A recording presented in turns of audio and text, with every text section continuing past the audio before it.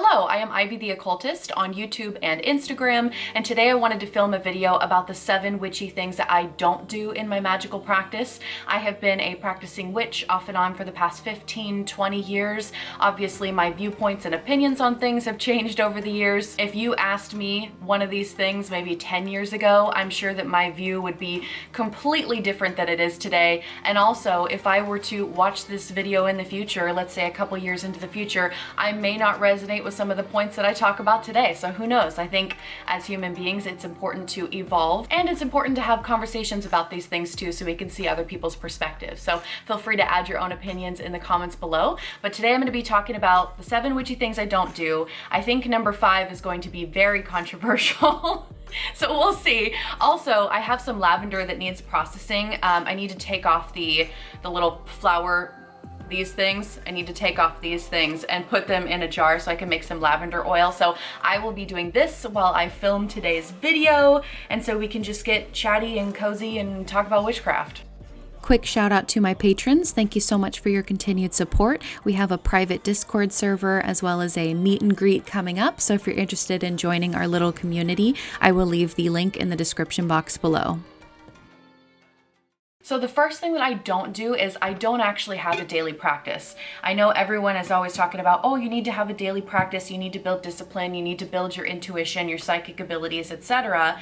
And while I believe that's true, and I think a daily practice can be extremely helpful, especially to a beginner, for me, I don't consider myself a beginner anymore. And so I don't really feel like I have to have a daily practice in order to stay connected to my craft. A daily practice is really nice for beginners who are wanting to develop their intuition, who are wanting to improve their psychic abilities, or people who just need more discipline in general in their lives. But I find that I am already a very type A, some of you already know this if you've listened to some of my other videos, but I am a very type A person.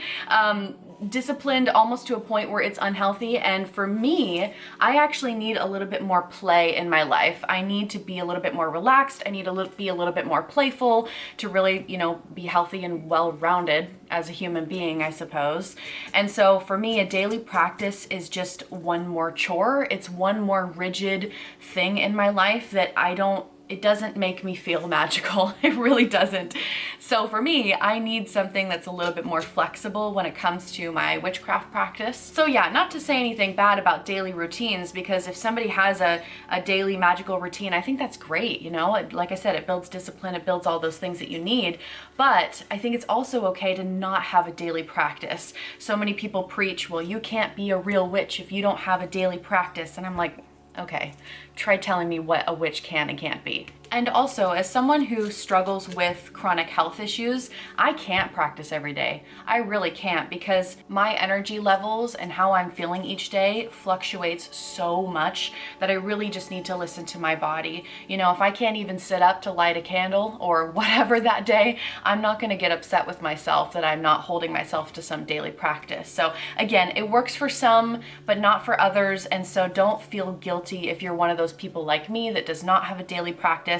Now, like I said in the beginning, if you do lack structure and discipline in your life, and you are a little bit more of like a chaotic, intuitive person, then maybe a daily practice would be really helpful for you, because it would help you expand your practice so much more, bringing that discipline in. Because it's all about well-rounding ourselves, right? We want to enhance the gifts that we already have, but we also want to work on our shadows as well. So yeah, I guess that's number 1, not having a daily practice. The second thing that I don't do is I do not cleanse my home regularly. I know a lot of people say you need to cleanse your home every month or every quarter or every whatever, just regular cleansings, right?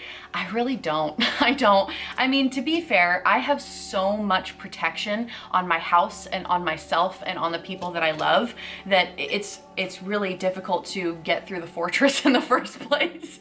But I don't really find the need to cleanse regularly, because a lot of people do cleansings to get rid of unwanted energy or spirits or whatever. whatsoever in your space, right? Well, I actually love working with spirits. I work with spirits quite a bit, and I really enjoy having spirits in my space. As long as they're benevolent, as long as they're, you know, not being malicious little trickster spirits or whatever. So I don't necessarily want to cleanse those spirits out of my house. I actually find it's kind of lonely when I'm when I'm in a house that's been freshly cleansed and there's no energy whatsoever in there. It feels eerie to me. I mean, it's just, there's nothingness. It's like a void. So I like houses that have just a little bit of spiritual activity, you know? So I definitely don't do the cleanses regularly. Now, again, that's just me. Everybody is gonna have their own opinion on that. You cleanse however you need to cleanse and as often as you need to cleanse. The third thing that I don't do anymore is spell jars. And hear me out before you come at me with the spell jar love,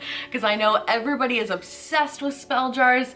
Like, you go on TikTok and there is a spell jar for literally anything that you could possibly think of. And I know that spell jars are hot right now, but I have really started to move away from spell jars. There was a point in my practice where I was using spell jars pretty regularly, and that's not to say that I won't ever use a spell jar ever again, but I have found that it's not as sustainable as I would like it to be, because when you make these spell jars, first of all, I want to go on a rant here.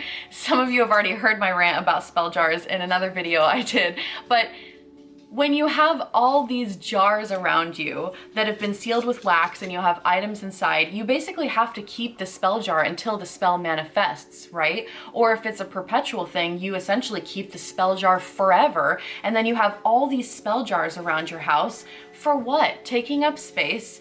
Spell jars are not biodegradable in most cases. I mean, some of the ingredients inside can be, but I find that for me, it feels a little bit wasteful. And I know that that is saying something really controversial, because I know a lot of people are gonna come at me and say, it's not wasteful at all if you do it this way and you use recycled materials and whatnot. And that very well may be, but for me, when I was doing a lot of spell jars, I just ended up having a bunch of jars all over the place that were taking up space. I couldn't really get rid of them. You know, if you bury a spell jar, now you've got this jar sitting in the earth. I just think that there's better ways to go about spell work. And so, like I said, sometimes a spell jar is necessary. You know, if you're about to do a sour jar or something, sometimes it's very necessary for spell work.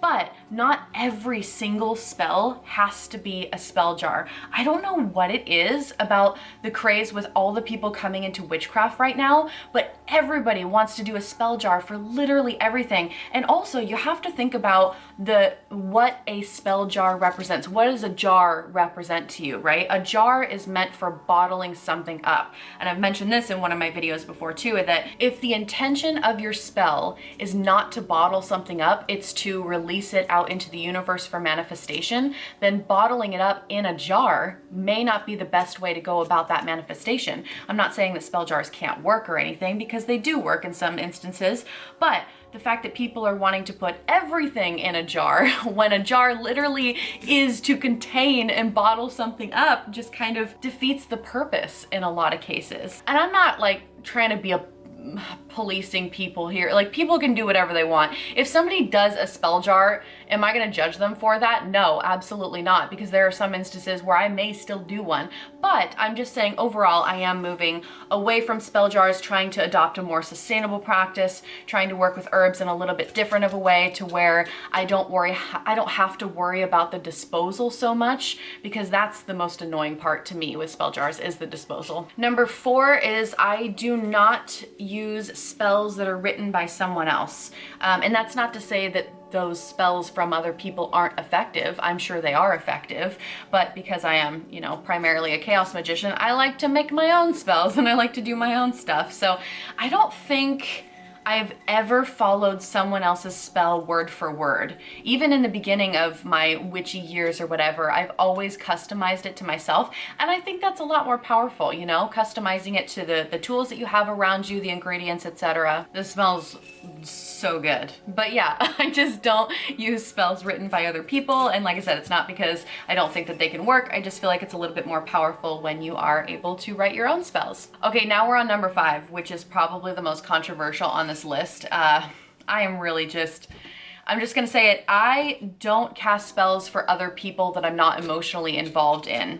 I don't, like, I've had people ask me all the time, hey, can you help me with this spell? Can you cast this spell for me? Can you whatever? And I would absolutely help somebody cast a spell on their own and have them do it themselves, but I will not be casting spells for other people, especially people that I'm not emotionally invested in.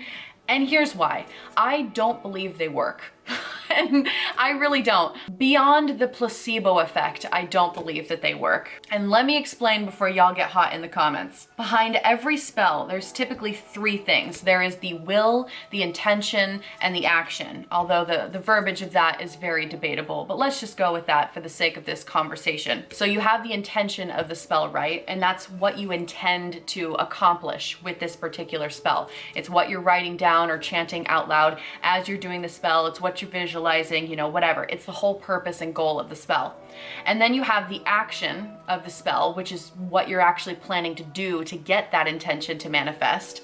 And then there's the will, which is your emotion and personal power and energy that's driving that spell, that's really behind the entire working that you're doing. Because you can have an intention of saying, I want this to happen. You can have the action of performing the spell work, but if you don't have the will behind it, which is the personal power, the emotion, the energy that's really fueling that spell, it doesn't matter what you do. If you're not raising enough energy, or if you just don't have enough will behind what it is that you're doing, I personally don't think that it's going to manifest in the way that you hope. And so with that said, if I'm casting a spell on somebody that I'm not emotionally invested in, I am not going to have enough emotion to power the spell. Simple as that. I mean, I don't want anybody to hurt ever, and I want to be able to help literally anybody that I can.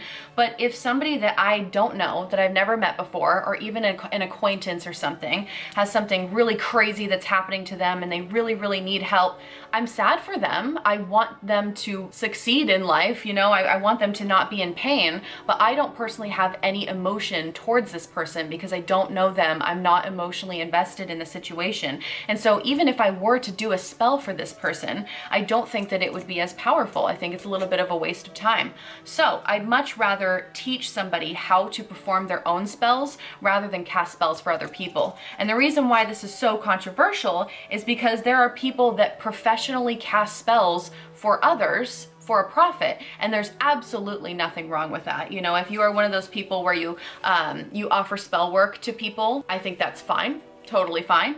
But I think it could be much more powerful if they were to cast the spell themselves. And in some cases, they don't want to cast the spell themselves for whatever reason, or they can't cast the spell themselves. But regardless, I just don't think it's as effective. And I personally don't want to waste my time casting a spell that I know would be more powerful if it came from the original source and not from me. So I hope that that makes sense. And I mean, the placebo effect is strong. It really is. So however it works, right? So I guess if someone is a professional spellcaster, they're casting a spell for someone else and it ended up working, does it matter if it's the placebo effect at that point? Probably not, because it still worked, right? Anyways, so I could see an argument for both sides of that. I really can, but just as a personal rule of thumb, I don't cast spells for other people for all of those reasons mentioned above. I really do think that spell work is just so much more powerful when you are deeply emotionally invested in something. Like, for example, if I'm casting a spell for my mom, who is someone that I am very emotionally invested in, then of course that working is going to be powerful. Or if I decide to cast a spell for my fiance or something, obviously I have some sort of emotion attached to that person, to where if they needed something, if they were in trouble, my heartstrings would be pulled, right? My personal power would really be put into that spell because I have that personal connection and that personal tie to them. So I do cast spells for people that I am emotionally invested in, but the distinction here is that I don't cast it for acquaintances or strangers or anything like that. I'd much rather, you know, like I said, I think it's way more powerful if somebody does it themselves rather than going to Madame Zora down the street and having her cast spells. Although, like I said, no judgments. These are just my personal opinions. So if that's something that you need to do for your lifestyle, then you do it. So the sixth one is I do not cast circles for every spell. I really don't. I know some people say you have to cast a circle before you perform any type of magical working, and it really just depends on what magical tradition you're part of course. But for me, as a chaos magician, sometimes I do and sometimes I don't. And I kind of wanted to talk about the distinctions of that when I choose to actually cast a circle and when I don't. Because there seems to be some people on both ends of the spectrum. They either cast circles before they do any sort of spell, or you have the people on the other side that never cast a circle ever. So I am somewhere in between, and the only time that I do cast circles is when I am doing an extremely elaborate long ritual because I really want all of the intricate pieces to come together. Or if I'm working with spirits, because what's really nice about casting a circle or creating sacred space is that you can isolate who it is that you're talking to. You can essentially kick everyone out, all the spirits in the area, you can kick everyone out and then only invite in very specific spirits that you are wanting to work with for the duration of whatever ritual it is that you're doing. So if I'm working with spirits or if I'm doing like a super elaborate ritual or something, that's when I do cast circles. But otherwise, if I'm just doing a quick spell for something, I'm not going to be casting a circle for that. I really think it's important to always have your protection magic up anyways. So if you already have your protection magic up on yourself, on your house, whatever, then going the extra step of creating sacred space is kind of unnecessary sometimes, because your home or your body as a vessel or whatever is already a sacred space, in my opinion. So yeah, sometimes I do, sometimes I don't. I don't think I'm ever gonna get through this lavender. I feel like it hasn't even been dwindling, not even a little bit. There's so much lavender here. Okay, so the seventh one. The seventh one is I do not cast spells that often. Surprisingly enough, after doing this for however many years long, I really don't cast spells unless I absolutely need it. I think in the beginning, when people enter the world of witchcraft, there's so many possibilities, right? And you get really excited and you want to cast a spell for every little thing because it's fun and the possibilities are endless.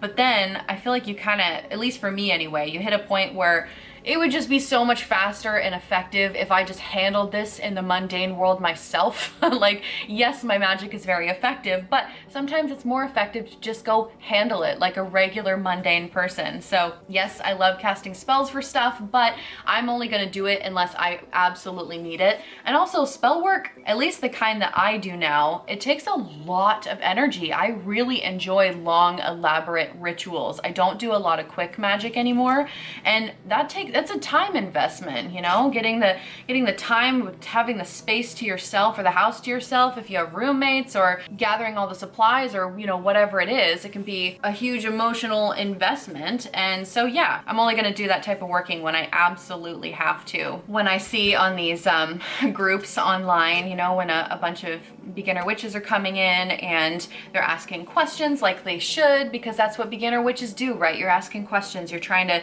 figure out what's what, and that's totally understandable. But I see some people asking for spells for the smallest, most ridiculous things ever, and I do not want to judge people for their situations, okay? Like, you know, sometimes people just really need assistance in certain areas, but the smallest, most simple stuff, I'm like, you know, you could just go have a conversation with this person, and it would be so much easier to resolve than you trying to do a spell to manipulate their free will into thinking the way that you want them to think.